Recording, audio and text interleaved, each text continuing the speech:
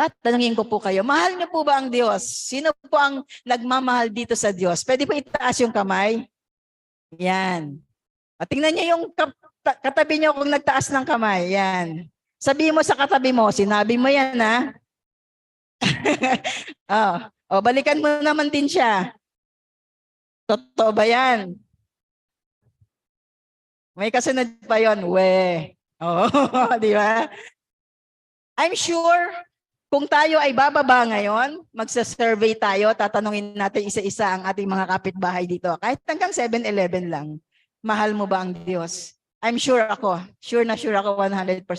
Lahat ng sagot nila, yung sagot nyo rin, mahal ko ang Diyos. Pero, totoo nga ba na mahal nga natin ang Diyos? Amen? Titingnan po natin sa umagang ito. Ano ba ang ibig sabihin ng Diyos pag sinabing mahal ko ang Diyos? Ano yung ibig sabihin sa salita ng Diyos kapag sinabi ng isang tao, mahal ko ang Diyos? Amen? Yan po ang titingnan natin, yung tunay na pag-ibig sa Diyos. Ano nga ba? Yan po ba ay nakikita nyo? Ano nga ba ang ibig sabihin na pag sinabing mahal mo ang Diyos? Ito po ba yung pagsisimba? Amen? Pag-attend sa gawain. Ito po ba yung pagbibigay? Ayan, di ba nakikita nyo? Nagbibigay siya. Amen? Yun po ba ang tunay na pagmamahal sa Diyos? Nagbibigay ka sa Diyos, sa gawain ng Panginoon, nagbibigay ka rin sa mga kapwa mo. Is it praying and reading the Word of God? Pag sinabi pong mahal mo ang Diyos, nagbabasa ka ng salita ng Diyos, nagbanalangin ka. Amen? Ibig mo sabihin, pag mahal mo ang Diyos, yung being a good person lang. Amen? At marami pang iba. Marami tayong pwedeng ilista dito, pero hindi natin mauubos yung oras natin. Pero ito nga po ba ang sinasabi ng salita ng Diyos na ibig sabihin ng tunay na pag-ibig sa Diyos? Ito lang ba? Amen po ba? So, sa umaga pong ito, may 3 bagay na ipapakita po sa atin na Panginoon through the verse na atin pong binasa kanina. Una po, sabi dyan, ayan po ulit yung ating verse. In fact, this is love for God. So, ano po yung naka-read dyan? Love for God. So, una, ano yung love for God? Doon muna po tayo. Love for God. So, nakikita niyo po, love for God or pagmamahal sa Diyos, ibig po sabihin yung pagmamahal ng tao sa Diyos. Kung makikita niyo po yung picture, di ba? Maliwanag ba? Yan. Nakikita niyo sa picture. Di ba yung love for, pataas siya, love for God. Kasi pagmamahal ng tao sa Diyos. Amen? Iba rin po yun sa pag sinabing love of God. Pag love of God, babaliktarin natin yan. Love ng Panginoon, pababa naman. God to man. Amen? Love for God is our response to the love of God. Hindi po natin pwedeng pag-usapan yung pag-ibig natin sa Diyos kapag hindi po natin kailangan muna natin pag-usapan yung pag-ibig ng Diyos sa atin. Dahil yung ating pong pag-ibig sa Diyos, ang pag-ibig ng tao sa Diyos, it's just our response to the love of God sa atin. Amen? Kanina po sa mga awitin natin, napakaraming mga lyrics na nagsasabi kung gaano tayo kamahal ng Diyos. Amen? So, love for God is our response to the love of God. Love of God came first before love for God. Dahil sabi nga po, di ba? For God so loved the world. Una niya tayong minahal, mga kapatid. Una niya tayong minahal. Bago pa natin siya mahalin, yung pagmamahal na mayroon tayo sa Diyos ngayon, nauna na ang Panginoon na nagmahal po sa atin. Hindi pa natin siya kilala, hindi pa tayo pinanganganak, hindi pa magkakilala yung mga ninunot sa ninununuan natin. Mahal na tayo ng Diyos, mahal ka na ng Diyos. Kaya po tayo nandito dahil mahal po tayo ng Diyos. Ganun po, ganun kasukdulan at labis ang pagmamahal ng Diyos sa atin. Kaya nga po, yung pag-ibig natin sa Diyos, hindi po natin pwede pag-usapan apart from the love of God. Because this love, our love for the Lord, our love for God, is just our response to His greatest love. Amen. Amen po ba? Wala pong love for God kung walang love of God. Amen po ba? Walang love for God kung walang love of God. Bakit? Sabi po sa 1 John 7 and 8, ano po ang sabi diyan? Hindi ko po tinype diyan kasi gusto ko pong kantahin. Kanta po kasi ito eh. Meron po ba nakakaalam nito? Sabi ko wala na naman eh. Nung pag nasa Tacloban kami, tinanong ko rin yan eh. Wala rin po nakakaalam. Ganun talaga kami ka-classic. Pero meron isa dito kong ka-classic ko. Pwede kong tawagan si Ate Cynthia. Gusto ko pong kantahin natin to. Kanta po kasi to eh. Ate Cynthia, pwede mo i-lead kami. Ano yung sabi dun sa 1 John 4, 7 and 8 para malaman natin kung bakit walang love for God pag walang love of God. Ganito yun. Beloved, let us love one another. For God is of love, and everyone that loveth is born of God, and knoweth God. He that loveth not, knoweth not God, for God is love. Love, beloved, let us love one another. 1 John 4, 7 and 8. Yun lang po ang kaya kong gawin. 1 John 4, 7 and 8. Sabi po doon sa awitin, he that loveth not, knoweth not God, for God is love. Sa 1 John 4, 7, 8. Wala pong love for God kung walang love of God dahil Jesus is the author of love. Hindi po natin mararanasan ang tayo'y magmahal sa Diyos kung hindi natin unang naranasan o maranasan ang pag-ibig ng Diyos. Amen po ba? For God is love. Love for God is our response to the love of God. Pangalawa, ayon sa salita ng Diyos, ano bang ibig sabihin pag sinabing mahal mo ang Diyos? Love for God is to keep or obey His commands. Ibig sabihin po, pag sinabi mong mahal mo ang Diyos, dapat sinusunod mo siya. Pag sinabi mong mahal ko ang Diyos, pero yung isang kamay mo nakatago kasi merong mga hawak na iba. Pag sinabi mong mahal mo ang Diyos, sinusunod mo ang kanyang salita, ang Biblia. Pag sinabi mong mahal mo ang Diyos, sinusunod mo yung layunin niya sa buhay mo. Pag sinabi mong mahal mo ang Diyos, sinusunod mo yung decision niya, hindi yung decision mo lang. Amen? Pag sinabi mong mahal mo ang Diyos, ginagawa mo yung paraan niya, hindi yung paraan mo. At wala kang reservation. Wala ka ng, Lord, ito lang muna. Ito akin muna. Walang ganun, walang reservation. Kasi isipin niyo po mga kapatid, kung nung ibinigay ng Panginoong Hesus ang kanyang sarili para iligtas tayo, at ang ibinigay niya lang ay yung kamay niya lang, di ba ang pinako? Malapit na mahal na araw. Anong pinako sa kanya? Di ba yung kamay, dalawang kamay, di ba? At dalawang paa, di ba? Imagine niyo kung yung kamay at paa lang niya ang ibinigay niya. Paano kaya yun? Makukumpleto ba yung kaligtasan na ibinigay sa atin ng Panginoon? Binigay ng Panginoon buong-buo simula ulo hanggang paa. Iniwan niya ang kanyang pagka-Diyos dahil sa pagmamahal niya sa iyo. Dahil sa pagmamahal niya sa bawat isa po sa atin, buong-buo. Walang reservation, walang tinatago, walang iniiwan. Pero tayo, ganun din po ba ang pagmamahal natin sa Diyos? Walang reservation. Kahit pawis-pawisan tayo, amen? Sa pagpupuri sa Panginoon dahil summer na talaga. Kahit mapagod ka o mapuyat ka, walang reservation. Yun daw po ang tunay na pagmamahal sa Diyos. Pag sinabi mong mahal mo ang Diyos, dapat siya ang nasusunod sa lahat ng panahon. Lalo na po pag nananalangin tayo mga kapatid, di po ba? Meron tayong mga pinapanalangin. Lahat po tayo, meron tayong pinapanalangin. Yung iba sa atin dito, matagal nang mayroong pinapanalangin. Amen? Tandaan po natin mga kapatid, kung tunay nating minamahal ang Diyos, when we pray to Him, when we pray to God, when we present our request to God na sinabi naman niya sa Philippians 4:6 and 7, di po ba? Present your request to God. Present mo. Sabihin mo sa Diyos kung ano yung nais mo. Sabihin mo sa Diyos kung anong gusto mong mangyari. Sabihin mo sa Diyos ang hinihingi mo. Gusto ng Panginoon yan. Pero remember mga kapatid, don't just ask for God's approval.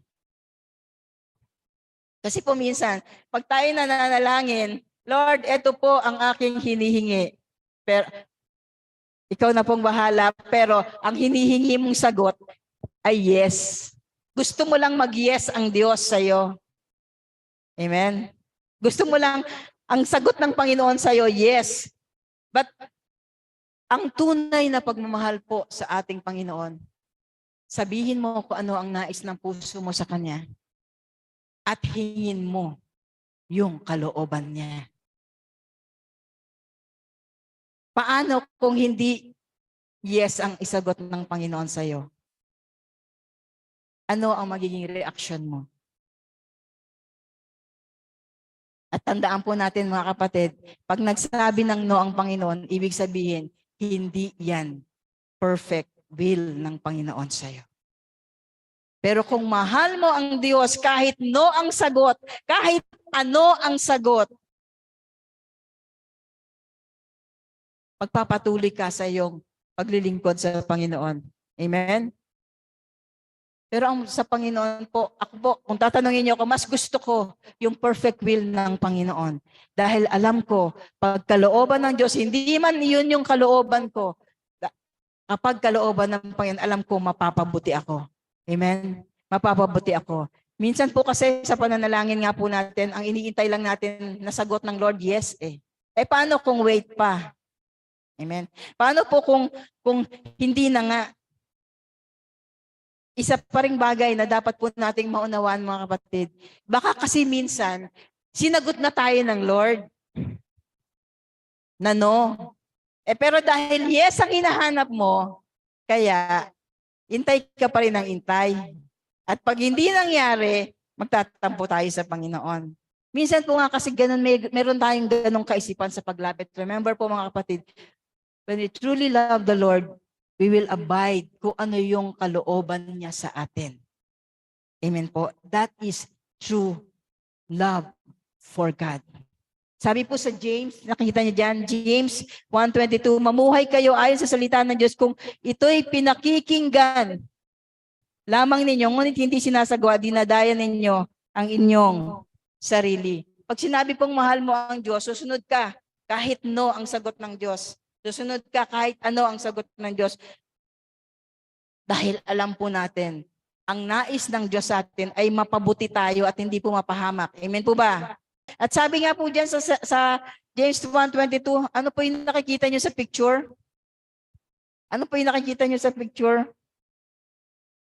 Paang naglalakad. May lakad ka ba mamaya? Sino rito may lakad mamaya pagkatapos ng homiletics? May lakad ka ba bukas? May lakad ka ba next week? Saan ang lakad mo? Ang tanong, isa pa, kung may lakad ka, o mayroon kang gustong lakarin, yan ba ang daan na pinalalakaran sa iyo ng Diyos? Yan ba ay lakad mo lang o lakad ni Lord sa buhay mo? Kayo lang po ang makakasagot niyan. Kung yung mga daan na gusto nyong lakaran ay tunay nga na galing sa Diyos o lakad nyo lang, diskarte mo lang. Kasi matagal mo nang pinanalangin, eto na yun, Lord. Kayo lang po makakasagot niyan. Huwag po tayong maglakad ng nag-iisa na hindi kasama ang Diyos. Delikado po yan mga kapatid. Huwag po tayong maglakad ng nag-iisa at lalo na maglakad sa lungat sa direksyon ng Panginoon sa buhay po natin. Kapag sumakay tayo o lumakad sa plano ng Diyos, mas madali kang makakarating sa pupuntahan mo, mga kapatid. Walang stopover. Direct flight. Kasi sino ang piloto mo? Si Jesus. Ang Panginoong Jesus. Amen?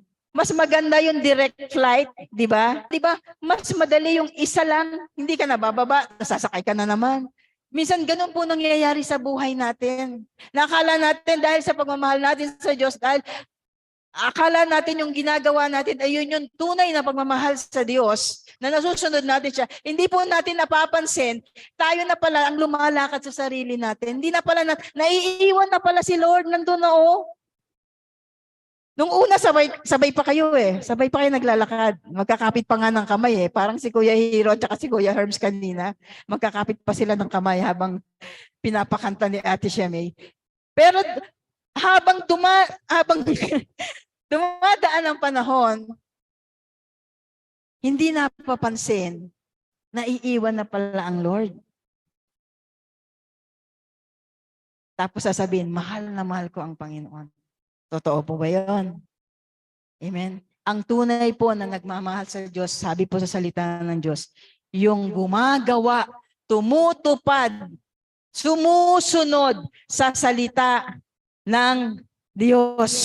Dito po, sa salita ng Diyos. Kaya nga po dapat at napakahalaga na alam natin, nagbabasa tayo ng salita ng Diyos. Amen po ba? Dahil dito po natin makikita yung direksyon ng Panginoon sa atin. Pangatlo, love for God is to keep and obey His commands which are not burdensome. Ito po yung gustong-gusto ko.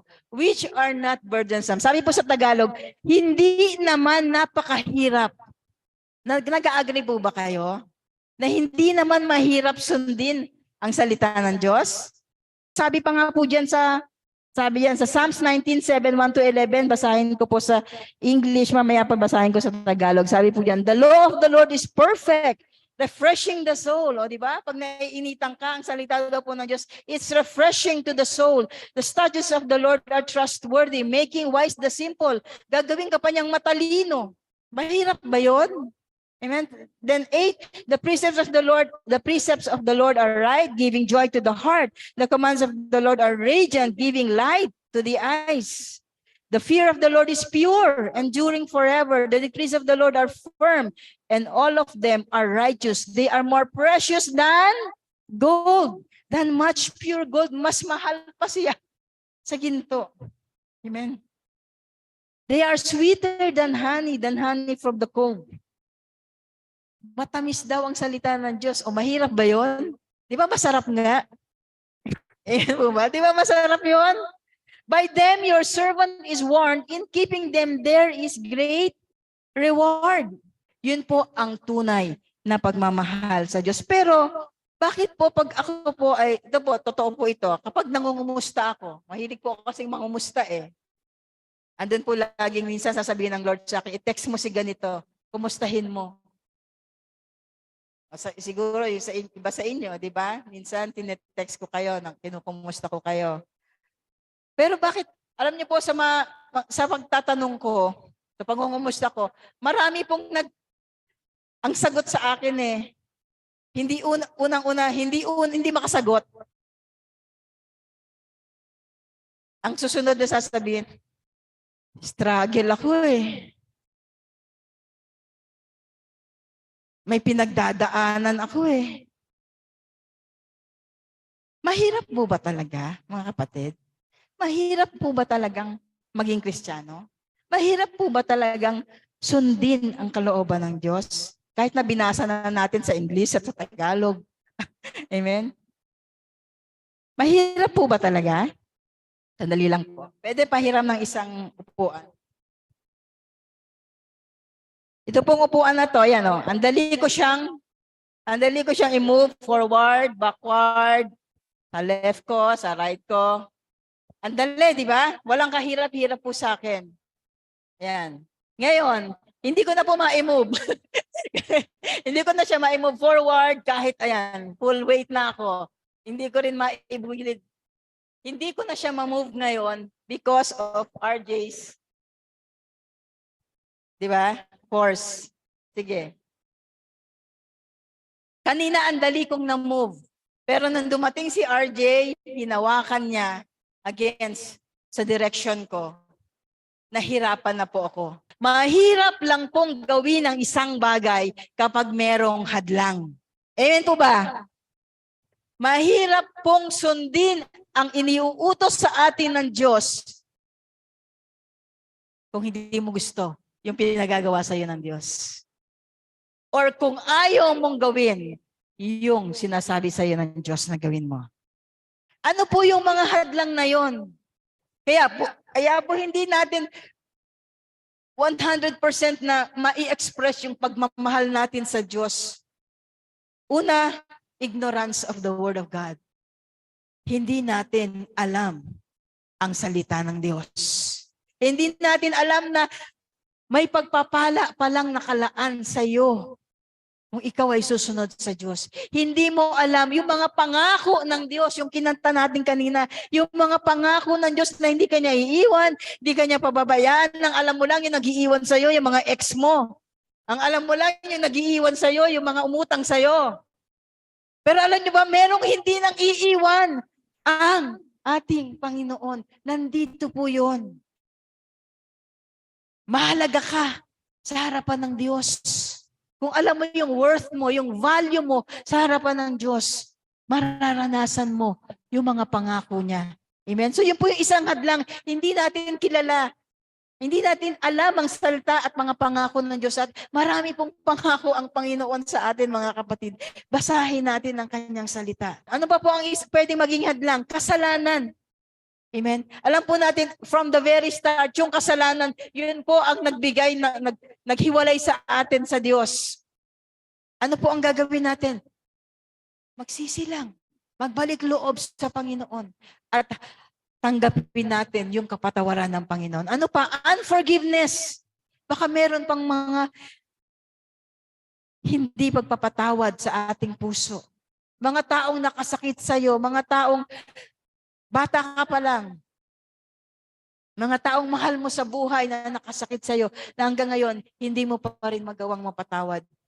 Hadlang po yan, mga kapatid, sa pagpapala ng Diyos sa buhay natin. Hadlang po yan sa iyong pag-usad, sa iyong paglakad, at pagsunod sa Panginoon. Ano po ang dapat natin gawin doon? Isuko natin sa Diyos. Humingi tayo ng tawad sa Panginoon at humingi tayo ng kalakasan sa Panginoon na mapatawad din natin ang mga taong ito na gumawa ng mga masasakit na bagay sa buhay natin. Pride, isa pa po yan. Yung pagmamataas, una sa Diyos, kapag yan po ay umiral sa buhay po natin, mga kapatid, spiritual pride, fried chicken, kainin nyo na lang yan. Amen? Kasi po, kapag inayaan natin yung pagmamataas, yung pride sa buhay po natin, mga kapatid, ano po ang sabi sa Biblia? Ibabagsak ng Panginoon. Ang grace ng Panginoon ay nasa mga nagpapakababa. Itataas ng Diyos ang mga nagpapakababa at ibabagsak niya ang mga nagmamataas. Huwag na po nating hintayin na bumagsak pa tayo. Bakit hindi pa ngayon natin ito isuko sa Panginoon? Dahil yan po ay malaking hadlang para maranasan po talaga natin yung pagmamahal ng Diyos sa atin na nagbubunga ng pagmamahal din natin sa Diyos. Disobedience, hindi pagsunod. Fear, at marami pa pong iba na pwedeng humahadlang sa iyo. Maging sarili mong kagustuhan, pwede rin po yung humaging hadlang. Kaya hindi mo masunod o hindi maganap sa iyo yung mga pangako ng Diyos. Sa oras na ito, nais ng Panginoon, kung mayroon pa na mga bagay na hadlang po sa buhay po natin para masunod natin ng 100% ang Diyos. Mamahal natin siya dahil yun po ang tunay na kahulugan ng pagmamahal sa Diyos, yung pagsunod sa Diyos. Hindi pwedeng ang Diyos ang susunod sa iyo. Mga kapatid, hindi po pwede. Hindi pwedeng ang Diyos ang mag-a-adjust sa schedule mo. Hindi pwede po yun. Tayo ang susunod po sa Diyos. Tayo po ang mag-a-adjust ng oras natin sa Kanya. Lord, wala akong oras. Pagising ko sa umaga, maglilinis na ako, magluluto na ako, magpe-prepare na ako para sa trabaho. Pagdating ko sa gabi, traffic pa. Magluluto na naman ako.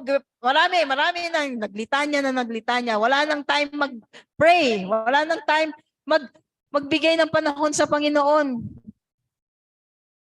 Kung wala kang oras, gumawa ka ng oras para sa Panginoon. Dahil ang Panginoon, ang sarap-sarap ng buhay niya doon sa langit. Pero nung magkasala ang tao, the moment na nagkasala ang tao, doon pa lang sa Genesis, nag-isip na, nagplano na ang Panginoon kung paano tayo ililigtas. At yun po ay nagkaroon ng kaganapan nung nagkatawang tao ang Panginoong Hesus at tinubos niya tayo doon sa krus ng Kalbaryo. Ganun kakamahal ng Panginoon. Don't you think He deserves our love? This is love for God. Tatlong bagay na ating tinignan. Love for God, which is our response to the love of God. Pangalawa, love for God is to keep His and obey His commands. Amen? At pangatlo, love for God is to obey His commands, which are not burdensome. Ang pag-ibig po natin sa Diyos ay naging posible lang dahil sa pag-ibig ng Diyos sa atin.